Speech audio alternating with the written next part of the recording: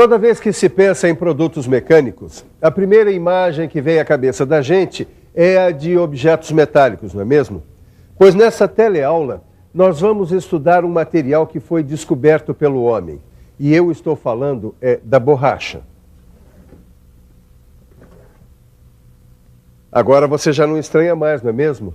É só nos lembrarmos do anel de vedação da panela de pressão, do pneu do automóvel, do desentupidor de pia. E essa daqui? Essa daqui você já conhece. Essa nos acompanha desde quando éramos desse tamanho até agora, quando fazemos o Telecurso 2000. Essa é uma velha companheira.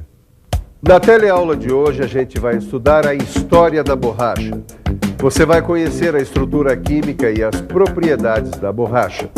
Vai acompanhar o processo de fabricação deste material e saber como se multiplicou a sua aplicação para atender às necessidades da vida moderna. Você vai saber também por que a borracha é um material importante no dia a dia. É bom prestar atenção para depois não ficar gastando borracha no seu livro de estudos.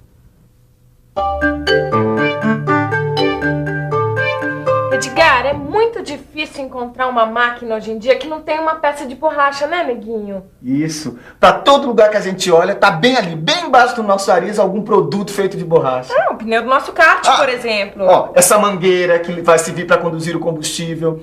E você sabe do que são feitas as correias, os acoplamentos, os tubos, guarnições. Isso, de borracha. Poxa, o nosso kart vai ficar macio e silencioso. Ai, não vejo a hora dele ficar pronto pra gente participar da nossa primeira competição. Ai, nem eu já imaginou. Mas a gente ainda tem muito chão pela frente, Neuza. A gente ainda vai ter que pesquisar um bocado. A tarefa de hoje é decifrar esse material, certo? Saber como se fabrica e conhecer as suas resistências aos impactos de uma corrida. Principalmente se o Edgar estiver ao volante.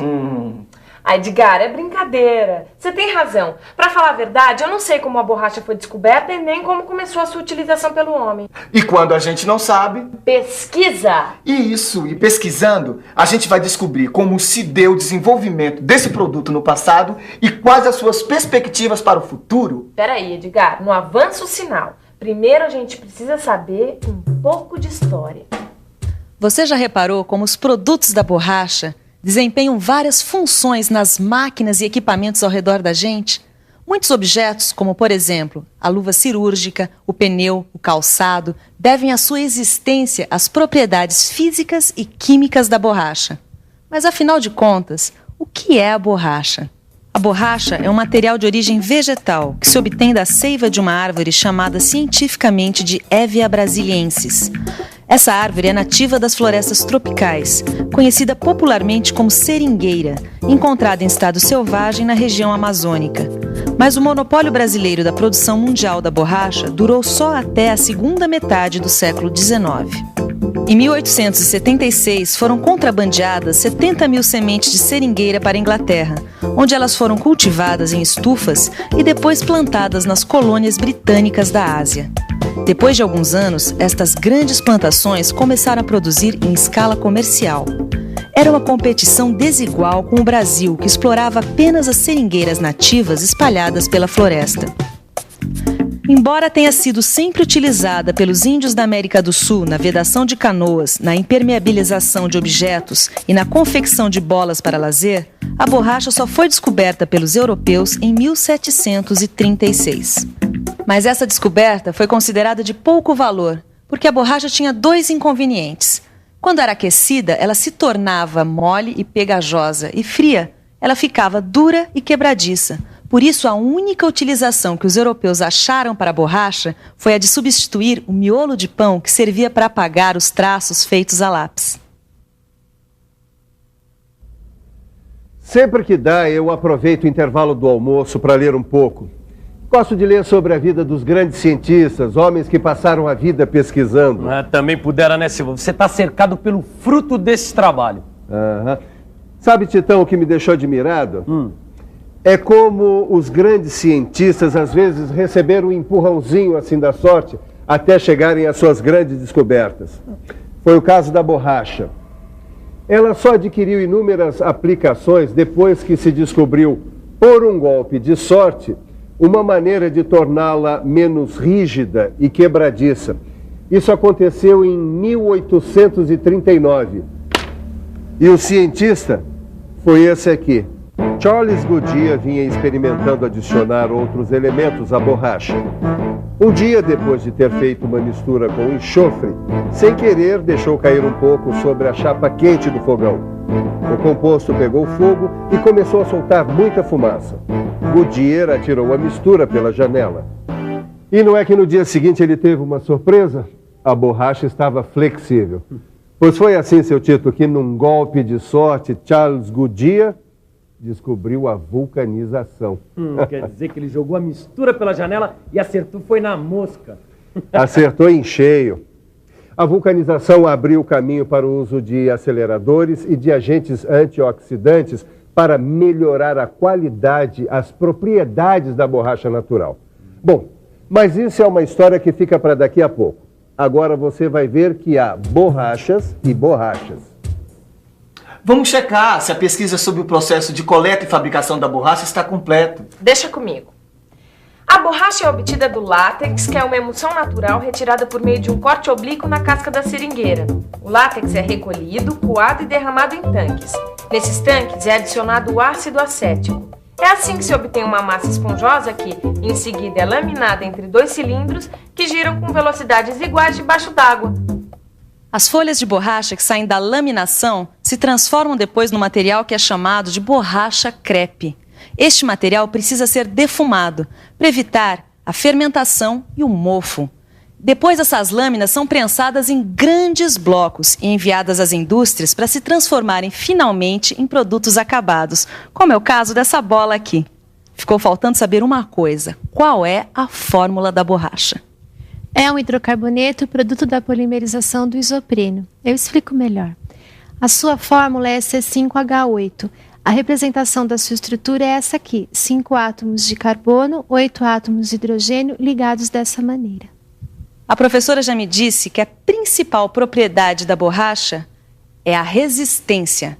Ela resiste à abrasão, à passagem da corrente elétrica, ao choque mecânico, à tração, à fadiga, à flexão, à ruptura. Resiste também aos óleos, aos elementos graxos e aos ácidos fortes. Agora, será que a borracha se altera na presença da luz e do calor? Sim, algumas propriedades da borracha são prejudicadas pela ação da luz e do calor. Você sabia que esta câmara de ar não é feita totalmente de borracha pura? É apenas 90%. E este pneu aqui é apenas 60%. E este solado de calçado é apenas 30%. A outra parte dessa mistura é feita de borracha sintética. Você deve estar se perguntando: borracha sintética? Por quê? Para quê? Neuza, por que as borrachas sintéticas foram criadas? Você tá me testando, neguinho? Eu digo, hein? Bom, primeiro para se obter um material que aprimorasse a borracha natural. E segundo, para afastar as incertezas da capacidade do mercado fornecedor. Acertei? Muito bem, Branquinha. Agora, os países que mais se desenvolveram nessas pesquisas foram os Estados Unidos e a Alemanha. Ué, por que esses dois países? Neuza, ó. A Alemanha se preparava para a guerra. E os Estados Unidos perceberam que um possível conflito ameaçaria a distribuição da borracha que estava concentrada no Sudeste Asiático. Então foi uma corrida. E os alemães saíram na frente. Em 1931, eles desenvolveram uma borracha que ficou conhecida como Buna S, que é um copolímero estireno butadieno, e uma outra denominada de Buna N, que também é um copolímero. E os americanos ficaram para trás? Por pouco tempo. Em 1936, os pesquisadores americanos juntaram outras macromoléculas e obtiveram as borrachas nitrílicas, Buna N, e as borrachas butílicas, chamadas de copolímeros de isobutileno isopreno. O nome é complicado, mas dá para você ficar por dentro. Os copolímeros de estireno-butadieno, combinados na proporção de 75% de butadieno e 25% de estireno, são as borrachas sintéticas mais comuns no mercado. As borrachas sintéticas têm as mesmas propriedades que a borracha natural, com vantagem no desempenho, durabilidade e resistência aos óleos luz e calor. Ó, dá uma olhada, Silva. No seu livro de estudos tem um quadro de comparação entre borrachas sintéticas e a natural, ó. O que você tem que entender é que a borracha não é comumente utilizada como material de construção mecânica. Suas aplicações estão diretamente ligadas às suas propriedades. Nas máquinas, os artefatos de borracha estão distribuídos de maneira a absorverem choques e vibrações e a possibilitarem acoplamentos flexíveis sem ruído. Pensem nas milhões de correias transmitindo movimento em milhões de máquinas e milhões de pneus rodando por este Brasil afora. Tanta borracha assim dá o que pensar, né? Você já pensou, por exemplo, o que fazer com tanto pneu velho? O Brasil produz atualmente cerca de 32 milhões de pneus por ano e chega a exportar 1/3 dessa produção para 85 países. O restante roda pelo nosso país mesmo. Apesar do recurso da recalchutagem, a grande parte desses pneus desgastados acaba em lixões como este aqui. A maioria em péssima localização, na beira de estradas, margem dos rios e até nos quintais das casas. Esses pneus acumulam água parada, que atrai insetos transmissores de doenças. Existem 2 saídas para tentar reduzir o problema. A primeira é a reutilização do pneu através da recalchutagem, ou então como para-choques em ancoradouros ou pistas de corrida, na formação de recifes artificiais para aumentar a produtividade da indústria pesqueira. Os pneus também podem ser usados como combustível de fornos se houver o cuidado de controlar a emissão de gases na atmosfera. É uma grande troca. A queima de um pneu velho representa uma economia de mais ou menos 9 litros de petróleo. A segunda solução para o problema é a reciclagem propriamente dita, uma tecnologia que vem sendo muito desenvolvida no Brasil. Com a trituração dos pneus, o uso de solventes para separar o tecido e os fios de aço e a colocação de óleos aromáticos, é possível se chegar a um produto reciclado com propriedades próximas às do material virgem. Este material pode ser aplicado, por exemplo, na fabricação de tapetes para automóveis, solados de sapatos, pisos industriais e borrachas de vedação. Já que o Edgar vai ser o piloto do nosso kart, você não acha que ele poderia ter o para-choque de borracha para proteger os postes? Engraçadinha. Depois da primeira volta na pista, você vai passar uma borracha nessa sua frase infeliz. Agora não é hora de ficar bravo, agora é hora de quê? Da revisão. E atenção, se liga aí que é hora da revisão.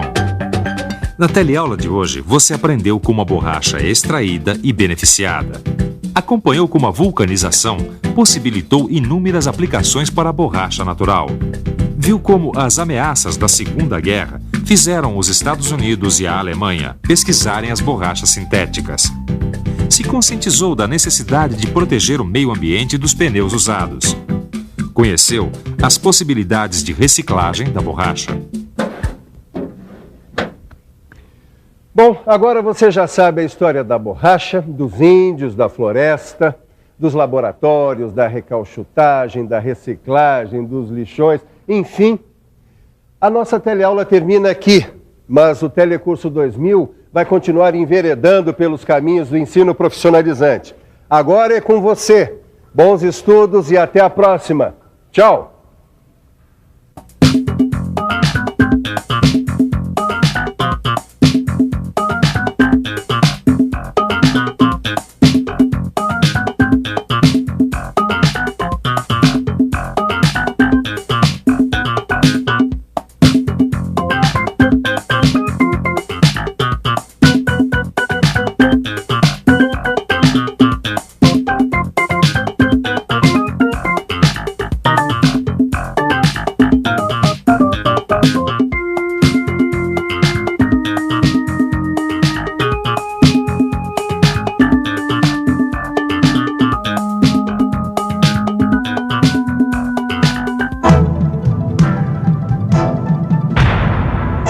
Telecurso 2000, um programa de educação do Sistema Fiesp e da Fundação Roberto Marinho.